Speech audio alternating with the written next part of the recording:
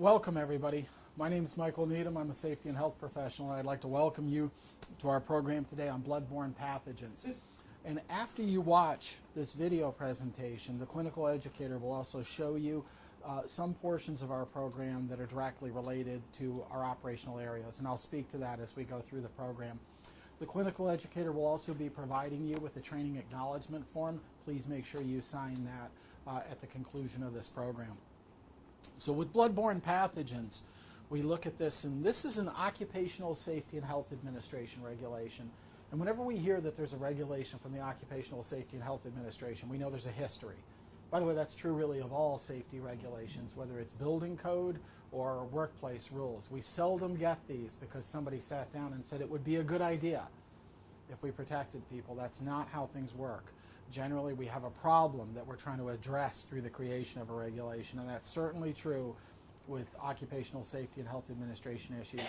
This particular issue, blood-borne pathogens, so microorganisms that can be bad for you that live in blood and associated body fluids, came to us as a result of experiences in the 1980s in this country where we had thousands of healthcare professionals who got infected with a disease called hepatitis B, which affects the liver. And primarily these occurred through needle stick injuries, because many healthcare professionals were taught that when you, after using a syringe, you would bend, break, or recap that syringe. And the problem there is obvious.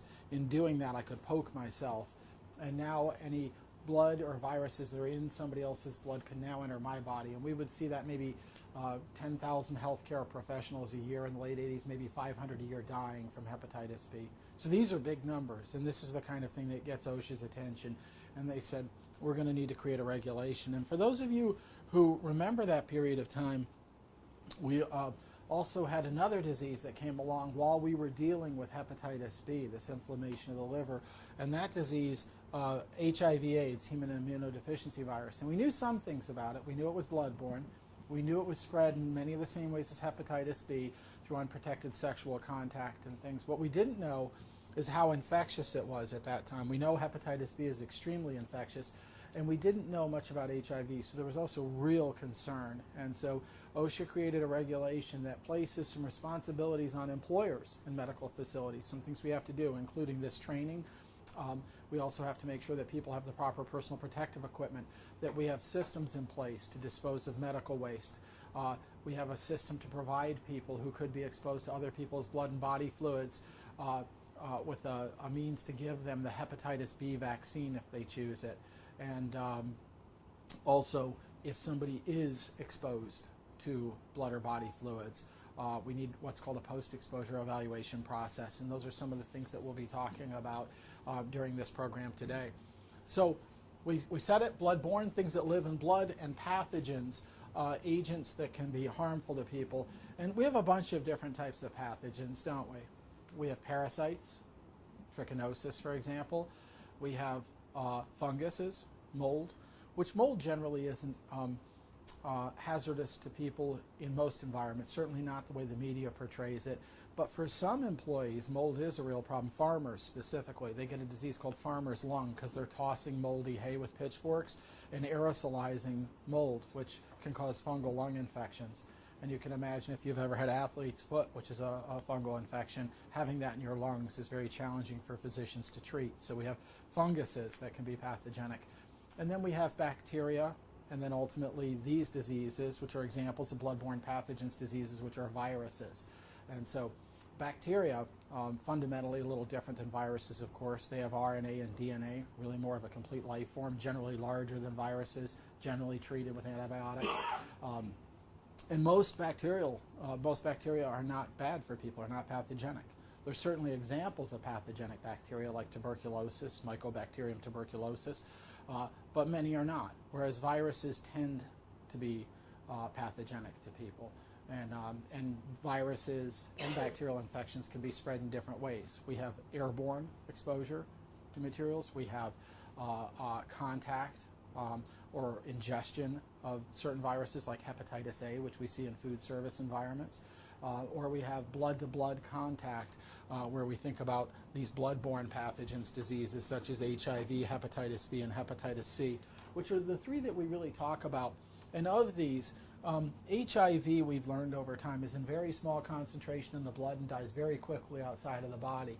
So people's risk for contracting HIV in the medical environment, for example, through needle stick injuries, may not be the same risk associated with hepatitis B and C. So these three are really the ones that we talk a lot about in terms of potential exposure.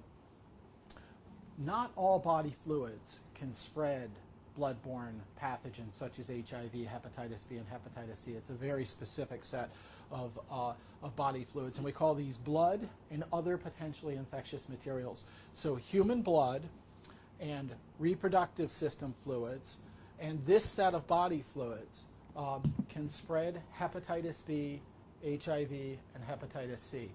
So sweat, tears, nasal secretions, saliva on its own, urine, feces, and vomit don't spread hepatitis B, C, or HIV unless they have visible amounts of blood in them, right? And that changes things. So vomit with visible amounts of blood would be considered a blood-borne pathogen's risk. Any body fluid that's contaminated with blood, for example, saliva in dental procedures is always treated that way, or any other body fluid which is contaminated with blood is also a risk factor for exposure.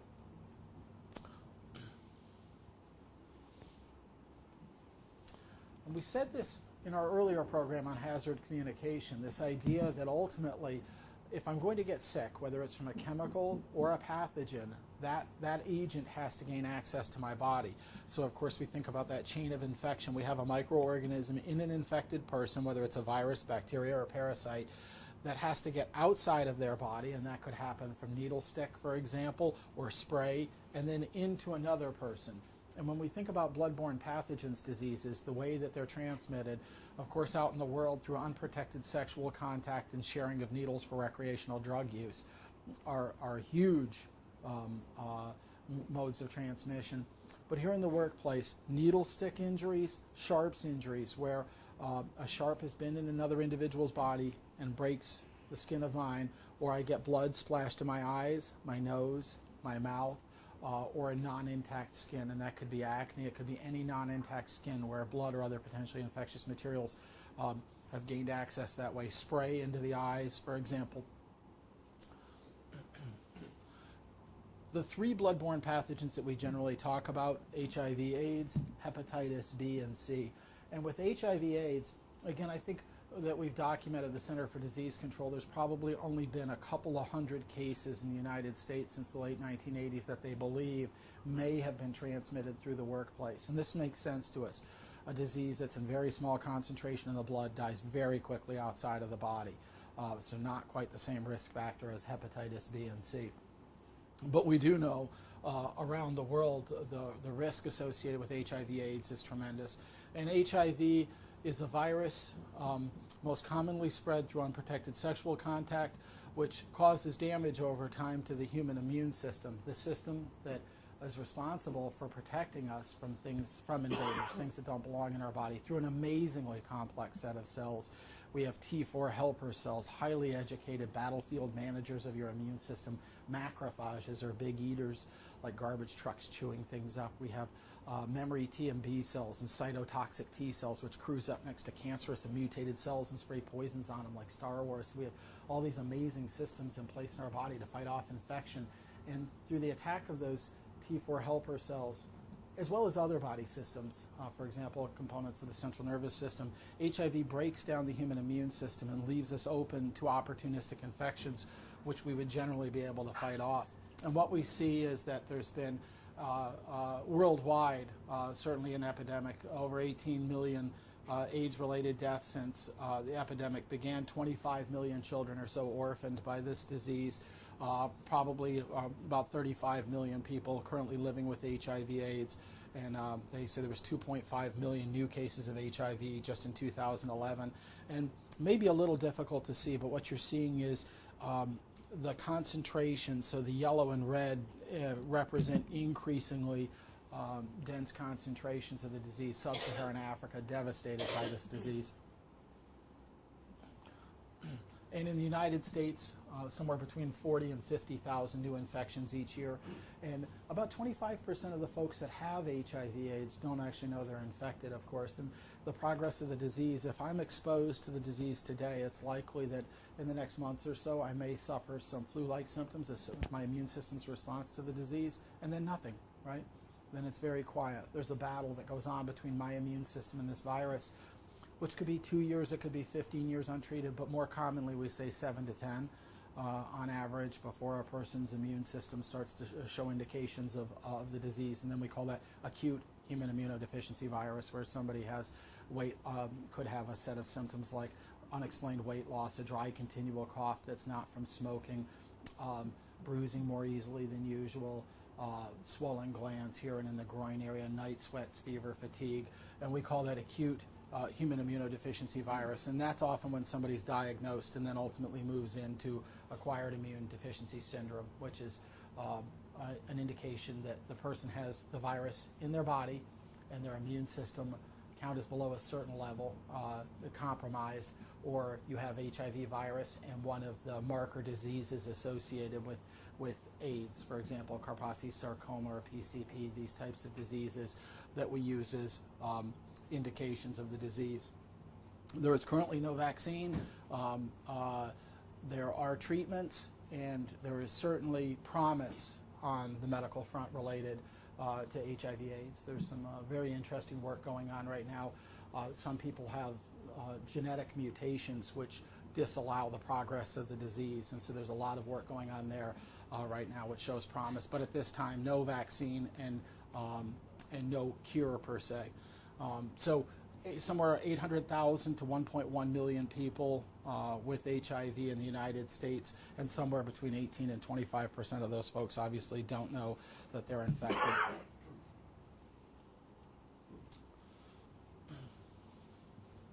So HIV breaks down the immune system, leading to AIDS and the opportunistic infections which ultimately kill us.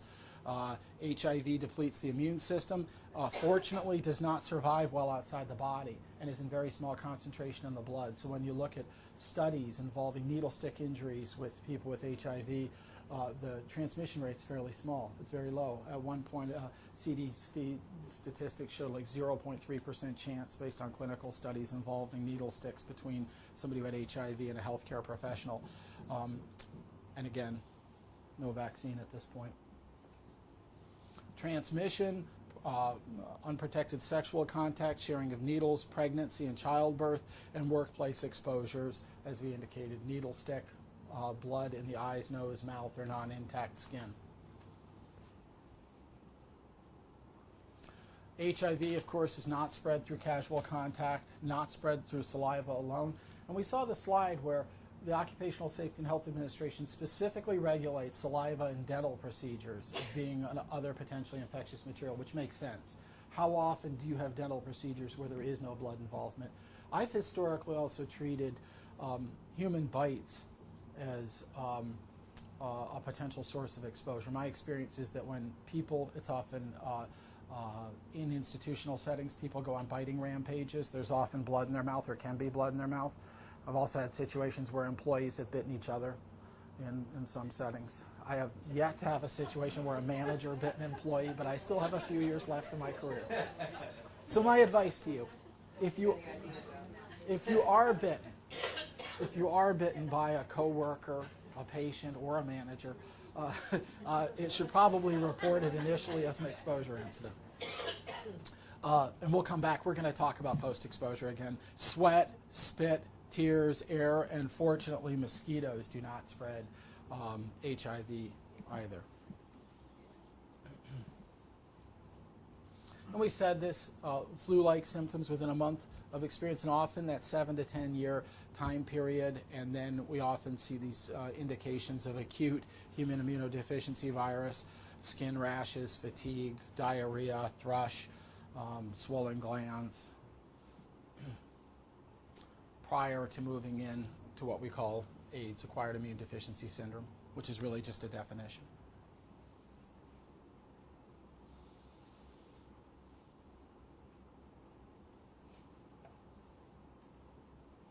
And these are examples of common operations that can affect somebody with AIDS, CMV, Kaposi sarcoma, PCP, for example.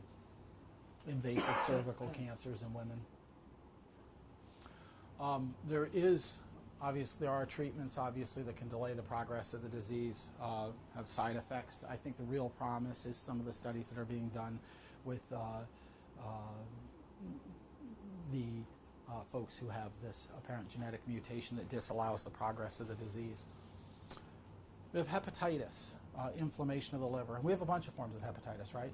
Hepatitis A, hepatitis B, hepatitis C, hepatitis D, which is a complication of hepatitis B, chemical hepatitis. We could have elementary school students sing the hepatitis song. And they're spread different ways, correct? Hepatitis D is really a complication of hepatitis B. Hepatitis A is not blood-borne, is it? How is hepatitis A spread? Food. From what? From what? You're absolutely right. From what? Contamination. From feces, right? It's feces to oral contact, and we have probably about 70,000 new cases a year in this country, and it's often associated with food service establishments, correct? Somebody goes to the bathroom and fails to wash their hands and prepares a salad or something that won't be cooked, and we see it that way. So that's not a blood-borne pathogen, whereas hepatitis B and C, Lane's reaching for the bagel. And we hear that on the news, right? If you ate in the ripe tomato in Malta, New York between this period of time, and I'll use that as an example because it was in the news, the indication could be that the Department of Health wants to talk to you because somebody that worked there may have had hepatitis A. So hepatitis A is a little different. Hepatitis B and C are both inflammations of the liver caused by blood-borne pathogens disease, and this one is the reason that we're here. Hepatitis B we saw in healthcare workers, and when OSHA wrote this regulation, it was written specifically for medical facilities, very targeted regulation. It encompasses other people, police officers, firefighters, school nurses, some folks in prisons, but really very much about the medical facility as a result of needle stick injuries. And so this is a virus which infects the liver, and it can really do three different things, can't it? If I have a syringe that has blood and hepatitis B particulate in it, and I give you a shot, you a shot, and you a shot, they could all be different outcomes, correct? You are in great shape, your immune system's running on all 8 cylinders, getting enough rest, no stress in your life, naturally strong, whatever those factors are, she kills it. She might be half the population that's exposed. And you, not so lucky, you get the shot, and 3 to 6 months go by, and all of a sudden, wham, you're getting sick with hepatitis B, and we could see enlarged liver, poor appetite, the jaundice, the yellow skin and eyes, and she's infectious, by the way. Obviously, excellent chance she'll survive that, but could have long-term implications for her liver. And finally, our carrier, probably 5 to 10% of the adult population, you're exposed, and your immune system controls but doesn't kill this disease, and you spread it for years and years, may not know you're infected, and may ultimately die of chronic active hepatitis. What is the world's leading cause of cirrhosis of the liver? Drinking. I would have said drinking alcohol, because none of us have to look too far for somebody in our lives who drinks too much alcohol. It is not. Hepatitis is. And by the way, the numbers around this were enormous at one time in the United States. We had at one time 200,000 to 300,000 new cases every year in the United States. We had probably 300 million people worldwide infected with hepatitis B. By the way, those numbers are now down to about 80,000 in the United States per year. Why? What changed? Vaccine. Thank you. The vaccine. That's still telling, though. Think HIV, we have no vaccine, and we see 40 to 50,000 new cases. Hepatitis B, we see about 80,000 cases with a vaccine. This is good news for many populations, though, this vaccine. We do a lot of work with schools, and one of our messages to schools with regard to hepatitis B, it's much safer for them now with Hep B, isn't it? My oldest daughter is 18 years old, and she was vaccinated at birth. So that means that the children who weren't vaccinated are aging out of, for example, school systems. So we're seeing an increased percentage of the population that has been vaccinated for hepatitis B. And having said that, though, we still see 80,000 new cases a year. So numbers are still out there. There's somewhere between 800,000 and 1.4 million people with the disease. That was once thought to be more like twice that. So the vaccination apparently has had a big effect. And we can see infected blood and body fluids. Hepatitis B can be found in blood, body tissue, saliva. Medical professionals tell us, though, that the amount of hepatitis B particulate in saliva may not be enough to transmit it in the absence of blood. And certainly semen, vaginal secretions are capable of spreading this. And that's how hepatitis B and HIV are, of course, primarily spread outside of the workplaces through unprotected sexual contact. Not true for hepatitis C, by the way. Hepatitis C is different, isn't it? Sex plays a little bit less of a role with hepatitis C. There's other important risk factors. So getting blood inside your body through broken skin or puncture injuries, such as a needle stick, are primary means of transmission. Symptoms, we said this, flu-like symptoms: aches, fatigue, nausea, vomiting, loss of appetite, enlarged liver, abdominal pain, diarrhea, and jaundice, the yellow skin, yellow eyes that we commonly associate with problems with the liver. We have a vaccine for hepatitis B, and Rubin will make this available to you at no charge. You have the option to receive or to decline the hepatitis B vaccine. And there's several different brands on the market. Recombavax and Generex B are historical examples of the vaccines. Generally, it's a 3-shot series given in adults in the arm over a 6-month period. Obviously, very safe vaccine. It's yeast-based, unlike Heptavax. I don't know if anybody here received or remembers Heptavax. That was a wonderful vaccine. Wonderful. If you got that, you were almost guaranteed to be immune from hepatitis B at the conclusion. The downside, it was made from human blood, and sometimes, at one point, that blood was being gathered from folks who had HIV, and they had some customer service problems. We no longer do that, right? These are yeast-based vaccines, and that's an important point for anybody who hasn't been vaccinated, because if you're allergic to yeast, you can't receive. That's a contraindication to these vaccines, as they're yeast-based, and that just makes sense to us. If I have an allergy to milk, I don't want to inject it into my body. In theory, I could go into anaphylactic shock. So, and everybody knows this as an adult. Now, with the vaccines, if you choose to receive them, we will schedule you, or you will receive them through a member of Rubin staff. And at the conclusion of this training program, the clinical educator will give you an acceptance or declination form. And if you choose to accept it, it's at no charge to you. If you choose to decline the vaccine, you can change your mind. So what that means is, if I said a year ago I was offered the vaccine and I've never been vaccinated and I declined it, I can come back at any point and say, I've changed my mind, I still want it, I'm still in the job with exposure, and it will be provided to me at no charge. So you don't have to receive it, but it is available to you, and there's an acceptance or declination form. If you have previously received the vaccine, you may still be asked just to sign the declination and indicate that you previously received it, so we have a record one way or another. Yes, sir? Just a question that we were being tested once a year. Yes. How do we know if it's still active? Or should it be forever? You're still being tested. Because and you're going to receive I don't know if I should accept or decline it based on whether I need it or not. Everybody will be tested. We're entering our annual medical surveillance program. And one of the differences, or I shouldn't say differences, but one of the things that our occupational health provider is committed to is telling people the results of the test. So you're going to know whether you are. Historically, though, if you have a positive titer for hepatitis B vaccine, you're all set. There's no requirement for a booster at this time. So, but you will be told the results. Okay. And we're re-entering that process right now, as a matter of fact. So we will know. Yes. I just have a question. Some staff have gotten the series of the hepatitis vaccine numerous times and never convert. Yep. Some people don't.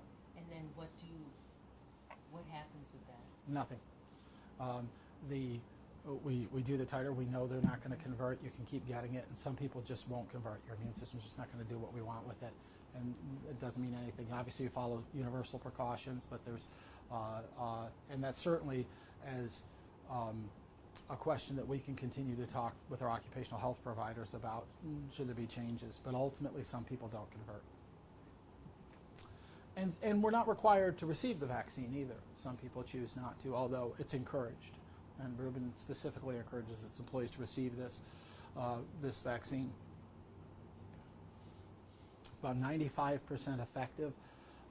And this is not correct. It says initial 30 and 120. Generally, it's initial 30 and 180 are the vaccination dates. And most people, after the second shot, we start to see a pretty significant portion of the population starts to convert at that time.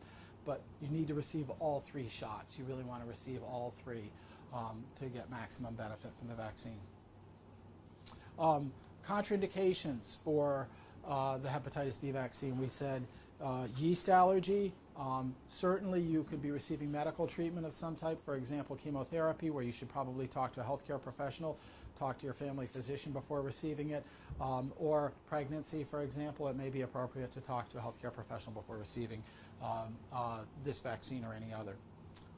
So hepatitis B, pretty straightforward. Hepatitis C, a lot of concern about hepatitis C right now in the world. Hepatitis C was originally identified in 1989. Doctors saw this form of viral hepatitis. It is blood-borne, so it's the same as B, but it's not the same virus, slightly different twist on the virus. And this is not a good form of hepatitis ultimately to get. It causes chronic active hepatitis in a greater percentage of its victims than B does. And very, very common right now. 4 million people affected in the United States with somewhere 180 to 200,000 new infections each year, and we can see the 8,000 to 16,000 deaths in 2010. There's about 172 million people globally right now that have hepatitis C, and we don't have a vaccine for this one. We also don't have effective cure or treatment for it either. Little different risk factors here, though, and I think we're going to see a slide in a moment that shows the breakdown, but received blood transfusions before 1992 is a risk factor. Sharing needles for recreational drug use historically. Body piercings and tattoos. And these are historical tattoos and body piercings. Tattoo parlors are regulated, of course, by the Department of Health and have good, in general, good infection control programs these days. But that wasn't true in the past. My neighbor, he's an older man, has a tattoo on his arm. And I asked him where he got it, and he said, that years ago a carnival came to town, and there was a carny that had a little bucket and a razor, and I don't know who would do that in this day and age. But times were different then, so those historical tattoos are associated with risk of sexual transmission appears to be less, and obviously casual contact and things don't appear to be an issue. The virus is very robust, like hepatitis B. Hepatitis B virus is an enormous concentration in the blood and can live in dried state on a surface for 7 days. And this rings true for us. You could get hepatitis B or C from a surface. 25% of the people who had hepatitis B don't know where they got it from. And that's not true with HIV/AIDS. If you have people in your lives or patients that have HIV/AIDS, generally they can indicate to you where they got that disease from. Not necessarily true from hepatitis. This is a far, far more infectious disease. And it also points out the need to us to make sure that we disinfect surfaces properly. So the virus can remain undetected. And that's an important idea when we think about standard precautions. We treat all blood and body fluid as though they're infectious, and we need to. We could test somebody and not know if they have hepatitis C with accuracy.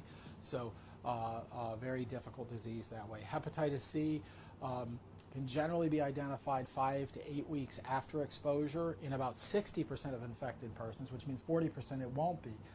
So it really drives home the idea of universal or standard precautions. 85% of these folks who get the disease will ultimately have chronic liver disease, and there is no vaccine for this. This is the breakdown from Center for Disease Control on sources of infection, and we can see that injection drug use 60%, sexual contact 15%, blood transfusion prior to screening in 1992 about 10%, workplace 4%. And you would look at that and say, well, that doesn't seem like a big number, but when you think of the sheer number of cases of hepatitis C in this country, that's a good number. So definitely something we need to be concerned about. Symptoms, very similar to hepatitis B: appetite loss, fatigue, nausea, vomiting, stomach pain, jaundice, and we can see the jaundiced eyes.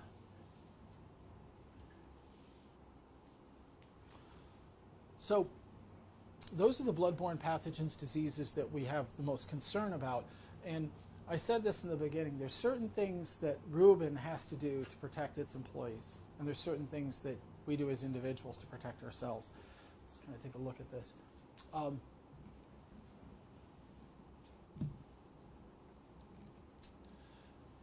The first thing that we have to do is have an exposure control plan. We have a policy, and in that policy, we identify who it is that works here that has ongoing, reasonably anticipated occupational exposure to blood and body fluids. For example, all staff who have patient contact are what we call Class 1 employees, and we have Class 2 employees. For example, an example of a Class 2 employee may be somebody like the human resource manager who works in the facilities but doesn't have direct patient contact as a portion of job responsibility.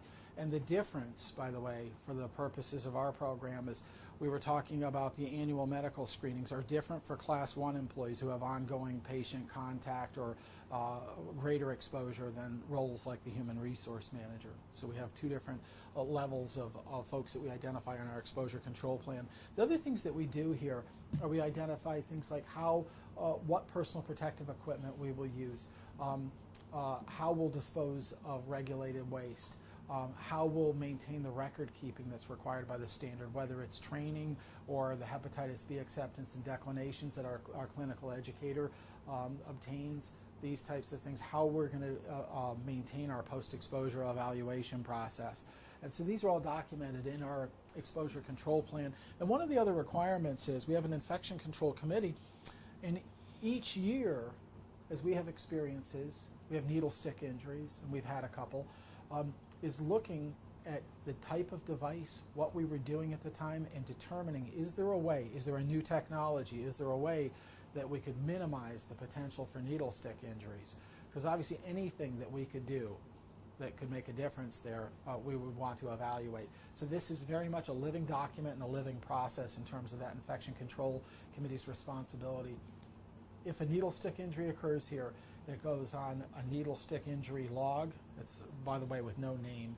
It has the person's position and what happened, and that has to be evaluated by the infection control committee. And the goal is that over time, as we learn and more technology becomes available, maybe we could minimize or almost eliminate needle stick injuries. We talk about personal protective equipment. What is it we have to wear, and where do we have to wear it? And I'm going to show some examples of personal protective equipment. For example, we have gloves. At the conclusion of this video presentation, though, the clinical educator will take you as part of your orientation into the operational areas of the facility, show you the personal protective equipment you need to wear, and explain to you when you need to wear it. All personal protective equipment that's necessary is provided by Rubin at no cost to you, and any damaged personal protective equipment or unserviceable personal protective equipment needs to be disposed of immediately, and you'll be given new equipment as necessary.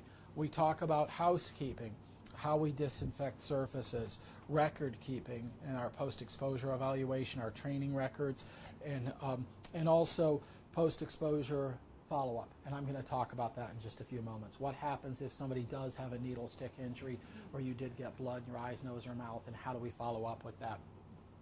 So people that are covered, this is pretty straightforward. Anybody with medical responsibilities is covered by this regulation. This becomes a little grayer in other environments like prisons and places like that, trying to decide who has exposure as part of their job, because it really is a function of what is it that you do that could expose you, and how is that exposure created. But in a medical environment, very straightforward. Everybody with patient contact is covered. And people who are covered have to be trained annually, must be offered the hepatitis B vaccine series, although you do have the right to decline it, and have to be provided with post-exposure evaluation follow-up if you're exposed to somebody else's blood and body fluids. These are sort of the different portions of employee protection, and some of these you own as individuals and some the organization owns. For example, universal or standard precautions. This is the idea that everybody's blood and body fluids, of course, are infectious, and that we're always looking to create a barrier between ourselves and other people's body fluids. And this is something we do as individuals. Training of employees. This is a responsibility of the organization and the clinical educator. Work practice controls. What do I mean by, give me an example of a work practice control that minimizes the potential for the spread of blood-borne pathogens, diseases. What would be a work practice control? Yeah, wearing personal protective equipment. How about, how do I bend, break, or recap a needle now? You don't. We don't do that. That's a work practice. Don't do that. We still see this as a problem, though. I was getting health insurance, and I had a nurse came to my home to draw blood, and she comes in with no sharps box and recaps a needle, and I said, "What are you doing?" And I said, "Where's your sharps box?" And she said, "My employer won't let me bring it into people's houses. They said it scares people." So this is still happening out there. That's scary in this day and age that you could even have that conversation. That's crazy. But that would be an example of a work practice control. How about eating, drinking, applying cosmetics in areas that are likely to be contaminated with blood or body fluids? And this goes without saying. We're talking about with hepatitis, extremely infectious disease. So obviously we wouldn't want to engage in those activities. Engineering controls. And that's really kind of an overly academic term for some of the things that we use, like sharps boxes, that we use in place of bending, breaking, recapping needles. The idea that if I gave somebody a shot, I place that sharp inside the sharps box when it's 2/3 of the way full, nothing else goes into it, and it's taken away. And so that replaces our bending, breaking, recapping of needles. Also technology, self-sheathing needles, needleless delivery systems, things like this are considered engineering controls. And that's part of our ongoing evaluation too, to see what engineering controls are available to minimize people's exposure. Because engineering controls are always better than work practice controls, agreed? Does everybody agree with that statement? This is always better than that, and that's why we should be. And always will be. I'll give you an example in my house. My children I have an old farmhouse, and their door frames, a very old house, are about this high, and I've been hitting my head on those doors for 20 years, right? And my wife laughs at me. She says, "You're an idiot. You've been hitting your head on that door for 20 years. And I will continue to, because door frames are supposed to be that high, not this high. And you can hold a training program for me, couldn't you? Mike, don't hit your head on the door frame, sign here. But that's not going to be an effective control for that problem, is it? We need to heighten the door to fix that. So our emphasis is really here wherever we could. Wherever we can think of ways or find ways to engineer the problem out, we would always want to. Personal protective equipment. We're protecting ourselves from splash, from spray, from contact, with materials with their gowns, and eye and face protection. And again, the clinical educator will take you on a tour and show you the equipment that you use, how to wear it, and where it must be worn at the conclusion of this program. Administrative controls, and sometimes with blood-borne pathogens, that could be saying to people, it's not your job to clean up blood. For example, we do that in schools. We tell teachers, don't touch blood. That's the custodian's job. They're trained and they have the correct chemicals. So it's an administrative control to prevent exposure in that way. And then vaccines where possible. And we have an effective vaccine for hepatitis B at this point. So observing universal precautions, this goes without saying. All blood and body fluids are infectious and need to be treated that way. And then our goal is ultimately to keep other people's blood and body fluids out of our body. So that comes down to personal protective equipment and barriers. And sometimes a barrier is just as simple as, do I have to touch the person? If Lane has a nosebleed, there's no reason for me to touch Lane. He doesn't want me to run over and grab his nose. Lane. That's correct. Go deep. This is a barrier, though, isn't it? And a better one ultimately than personal protective equipment. So that ongoing, how do I create that barrier? There's broken bloody glass on the floor. I'm not picking that up with gloved hands. It'll poke through. I'm using a dustpan and a broom as my barrier, my control, in order to minimize the potential for infections. Engineering controls, and here we can see the sharps box. We use sharps disposal containers, self-sheathing needles, and needleless delivery systems, all examples of that. Work practice, no eating, drinking, or smoking, or application of cosmetics in areas where there's a potential for exposure. Covering open wounds.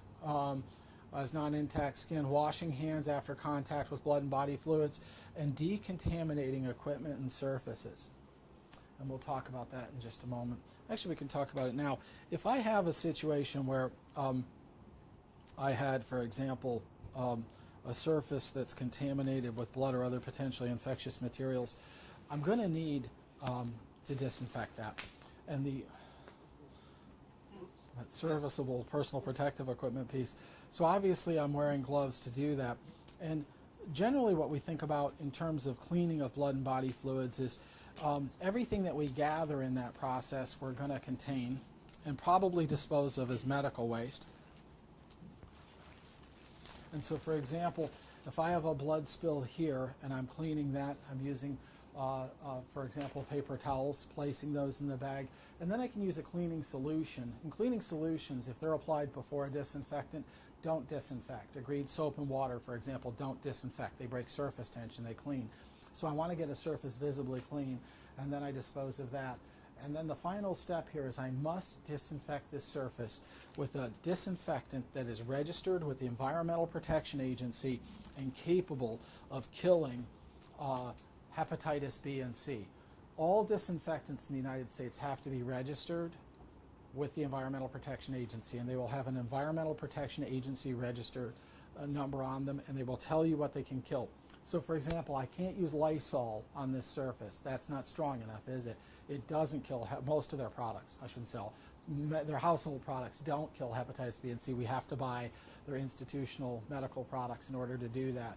But that's an important distinction, that not all products do this. So there's many products out there that we can use, Sterafine 2, Rapidicide, TBcide Plus. Some facilities use bleach water solution, 10% bleach, 90% water, for example. At the conclusion of this program, during your tour of the facility, you'll be shown the disinfectants that are used here at Rubin, and also the contact time will be explained to you. When I place a disinfectant on a surface, and this is extremely important, because remember we said hepatitis B and C can live in dried state on a surface for 7 days, so the disinfecting process is very critical. But there's a contact time that the chemical has to be in contact with the surface in order to clean it. And you'll be shown those products and the contact time and proper use explained to you by the clinical educator. But just as an example, once I allowed that contact time with my disinfectant and clean this up, we now have a bag of medical waste. I have gloves that need to be disposed of. How do we remove our gloves? Apparently this one doesn't require a lot of effort, but yeah. How do we? No, of course not. And we have methods turning them inside out, for example. In medical waste, in a red bag, what do I need to do now? Wash your hands. What's the single most important thing you do to prevent the spread of infections? Wash your hands. Is there any substitute for hand washing? Are hand sanitizers as good as hand washing? Yes. Yes. Hand sanitizers certainly have their place, don't they? And they can be an important part of an infection control program, but they don't remove the grime. They sanitize. And so really hand washing is really an important part of our one of my observations about hand washing, and the people in this room have spent more time in medical facilities than I have, but one of my observations about hand washing is that many of us are lazy about it. We really are. When you watch somebody wash their hands, it's similar probably the way we brush our teeth in the morning. And if we videotaped you, if Lance came to your home and videotaped you brushing your teeth, and you may not ask him to do that, but if he did, I'll bet you brush your teeth the same pattern almost every morning. Do you agree with that? We probably hit the same places and miss the same places with our toothbrush. And I think for hand washing, that's probably true as well. Do we really get our fingernails and in between our fingers and taking that time? And I think children these days have better infection control educations than we had. I have worked with schools a lot, and watching that and watching my own children, they're better in some ways at some of these things than we are, both in terms of I'm still training myself not to do this. Achoo! Hey, how you doing? Our kids are better at some of this than we are in terms of they learn the happy birthday song. But the Center for Disease Control's guidelines for hand washing using soap and running water, warm water whenever it's available, and rubbing your hands together for at least 15 seconds and getting in between the fingers. And I think being thorough is really the big component. You are required to wash your hands once you've taken gloves off and where you've been in contact with blood or other potentially infectious materials. Some general housekeeping guidelines: do not reach into a sharps container. That may seem intuitive to many people in this room, but I've learned you have to tell people that.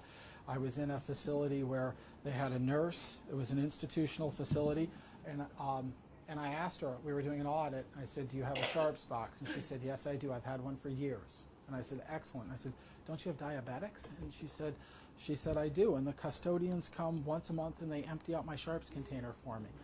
And so they're reaching into these containers. And so those are things that we don't do. We don't pick up sharp items by with our hands. We use dustpans and brooms and tongs. This was a big problem for me in the garbage business. We would wind up with many, many syringes and solid waste, and they'd be on our tipping floors, and we had to train people this. You use mechanical methods for picking those, because we could throw them into our incinerators, but picking them up was a hazard. We used to have needle stick injuries, and you can imagine that's difficult because we had no patient information. It just came in solid waste, 800 tons a day. We really didn't know. Placing regulated waste, and I'm going to give you a definition for this, in labeled and color-coded containers. And the idea here is OSHA really wants us to minimize the potential for the spread of disease because we have infectious body fluids and items floating around in facilities. So we use red bags in properly labeled containers, and we can see OSHA's biohazard symbol here. Anywhere we see that symbol, obviously the presence of blood or other potentially infectious materials. OSHA's definition of regulated waste is anything that is liquid blood, semi-liquid blood, anything I can squeeze blood out of, any item which is caked or coated with blood, any body fluid that I see visible amounts of blood in is medical waste. So by OSHA's definition, for example, a tissue with 2 drops of blood can go in the garbage. In medical facilities, we rarely do that. Everything is medical waste if it has blood or body fluid contact. So anything that is medical waste must go in a medical waste bag. These are not disposed of through the regular solid waste stream. These are taken away by Stericycle or similar companies and disposed of as regulated medical waste instead.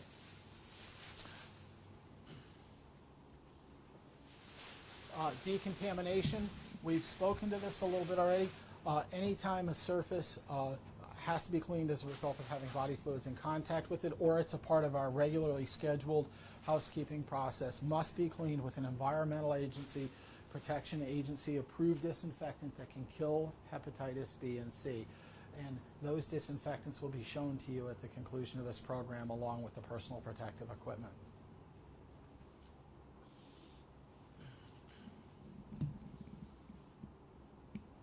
Examples of personal protective equipment: gloves, goggles, visors, aprons, gowns that we use. And again, the Rubin provides these. They're available on the treatment floors. If you can't find a piece of personal protective equipment, talk to the charge nurse or your supervisor, and they will be provided to you. Examples of removing gloves. Again, the idea that we're turning these inside out. And slowly, of course, one of the issues with, I find that nitrile doesn't snap quite as much as the old latex gloves do, and we really prefer nitrile in most facilities these days. It's very uncommon for me to see latex because of the potential allergies associated with it. And the difference there, of course, is latex is a natural rubber protein, so people can develop allergies. Nitrile is not. And so it's far less likely, but they don't snap as much. But when we're talking about viruses that are so small that you need an electron microscope to see them snapping, is probably not a great idea. Turning it inside out before disposing of it as medical waste. Labeling all of our containers, sharps boxes, waste containers for medical waste, specimen containers, have this pictogram. Which represents blood and other potentially infectious materials within them.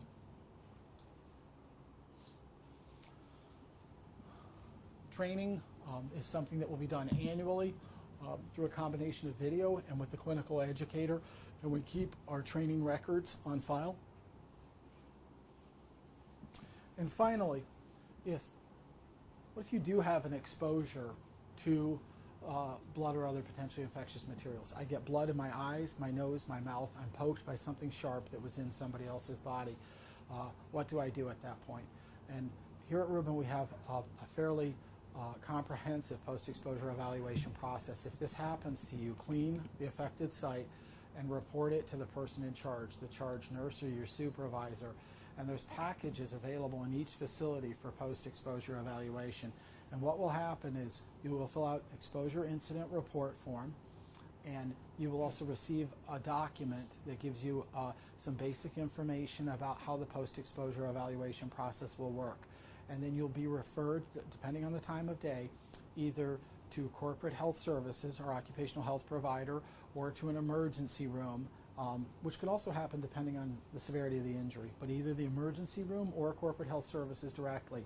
And when you arrive there, you'll receive required treatments and follow-up, and we'll also be doing some testing where possible on the source individual, which will be, and that information is provided to corporate health services, healthcare professionals as well. So this is an ongoing process. Once you've gone for your first visit, whether it's the emergency room or corporate health services, you'll receive a call from our office, and we'll schedule follow-up appointments. Often there's ongoing consultation and testing for hepatitis B and C. There's often baseline blood testing done for hepatitis.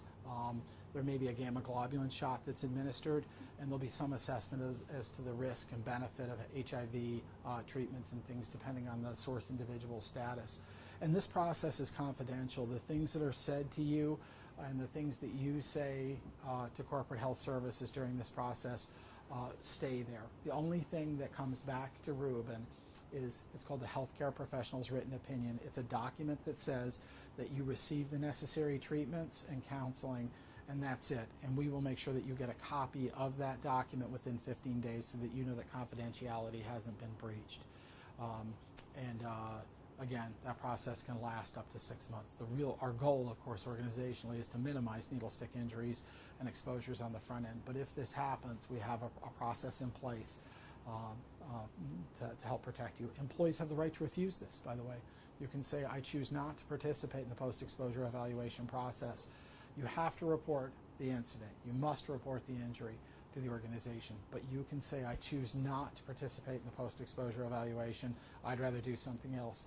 We encourage you to participate in the post-exposure evaluation process. It's my experience that you'll get the best treatment that way. The folks that you're going to see at corporate health services who manage the process have a lot of experience with this, and in our estimation will do a good job. So, questions about that? Concerns? All right. Is there anybody here who is not signed in on the acknowledgement forms? Different sign-in sheet? Nope. Same one? Same one, the acknowledgement form, and we're going to need those back. Those will need to go to the clinical educator. And for those of you who are watching this as a video presentation, at the conclusion of this, make sure that you've received your training acknowledgement form from the clinical educator. And again, you'll be shown, taken on a tour of the facility, you'll be shown the personal protective equipment that you need to wear, how to don it, how to doff it, how it needs to be maintained, what areas it needs to be worn. You'll also be shown the disinfectants that we use and discussion of contact time and how to use them, and you'll be provided with a hepatitis B acceptance or declination form to sign. And please return that to the clinical educator after you've had the opportunity to sign one or the other. Is there any other questions or concerns? All right, then I'd like to thank you very much for your attendance today, and best wishes. Thank you. Thank you.